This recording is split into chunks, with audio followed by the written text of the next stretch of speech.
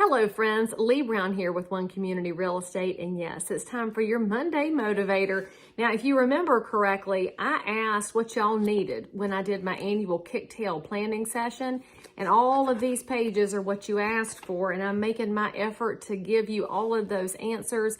By the way, if you did not catch the original airing of Kick-Tail, don't worry because all the links are still here and we'll make that easy for you in the caption. So one of the things that was asked for multiple times stems around how do I get my office organized? Well, as entrepreneurs, we're really good at solving problems. We're excellent on the fly. And then we store everything right here. And friends, that makes it hard for you to run a consistent business. It also makes it really hard for you to hire great people because you have to take what you know and make it accessible to others. So in my office, first of all, I have a lot of these things from Staples. It's a clear L-shaped folder. Why do I like these? Because I can see what that folder contains. Again, I don't know who else has them but Staples, that's where I buy them. And I'll tell you that this yellow paper you see, that's someone who wants to sell their house. The reason it's on yellow is so I can find it. The rest of my desk is covered in paper like this.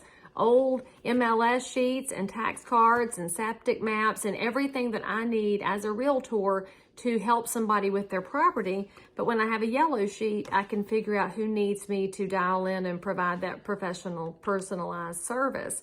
Now, a buyer would be printed on blue paper. I just don't have one here at the house to show you, so you'll have to use your imaginations.